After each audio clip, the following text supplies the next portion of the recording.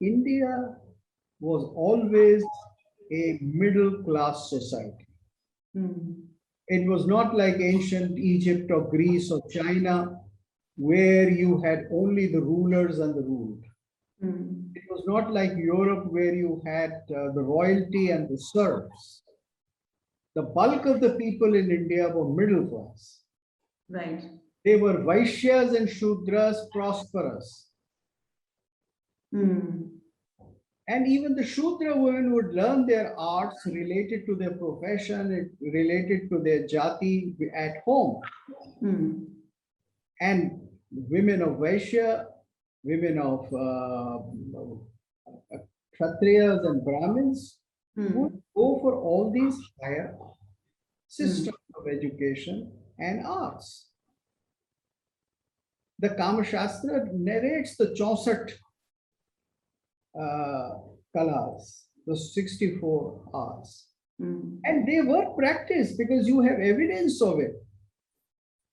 After all, how did Indian society become such a productive society in the field of arts?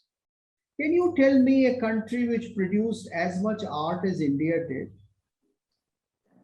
I sometimes offend my Western friends, and more so some of those Indians who live in the West or teach in the West, by saying that India produced more art than any other culture. But this is a simple fact. This is a fact. You see, our whole system emphasized on patronizing the art. Everybody was asked to patronize art, not just the kings, but the common man was asked to patronize the art. It was part of his grihastha karma, grihastha dharma. As a householder, he was supposed to finance the education, where the brahmacharis or the students could go and learn for free. Right. He was supposed to provide for those who had retired to the forest after giving up the grihasthashram duties. So it was a society in which dan and dan for arts, all kinds of arts and artists and sustaining artists, was a major sociological system. Very true. And this is where in modern India, under the Nehruvian system, which followed the Soviet model of academies, this is where the great mistake was made, that we have a system where we provide patronage to arts through bureaucratic orders and bureaucratic identification. Yes. Whereas in ancient India, we simply provided direct help to the artist, to the artisan, to the creator of the arts. One of the greatest institute which patronized art and provided a place for arts and artists, dancers, poets, musicians, grammarians, scientists, scholars, was the Hindu temple. Exactly. And also the courtesan houses. The courtesan house is housed in a limited manner, but the temple in a vast manner. And the temple economy in India was a vast economy. That's why the temples were prosperous also. So they were prosperous just as certain corporate houses are. But the corporate houses today are based upon greed, upon collecting money and power and going in for cutthroat competition. Whereas the temples were for the benefit of all sections of society.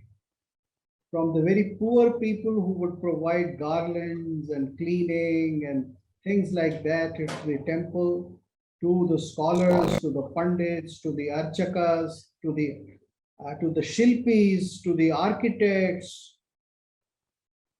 So everybody had a very solid function to perform, and the Hindu temple was able to provide them patronage. And all this patronage was artistic. Even our puja, our archana was artistic. True. It was not Very big, or it was not, austere. It was something beautiful. So gods were praised. Aarti was done 3 times with dance, with music.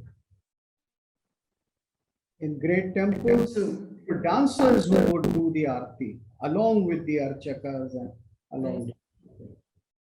I think we have to discover why arts were a fundamental part of the Purusharthas, Dharma, Kama, Moksha, why they were considered as leading towards the divine.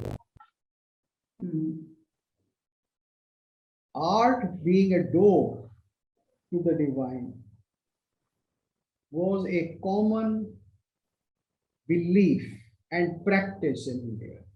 Every artist said that by pursuing art, he is progressing or she is progressing towards something higher and communicating with the highest. Please remember to subscribe to us and switch on the notifications for this channel. For our other social media links, more content, and to support our work, please visit citti.net. Dhanyavad. Namaskar.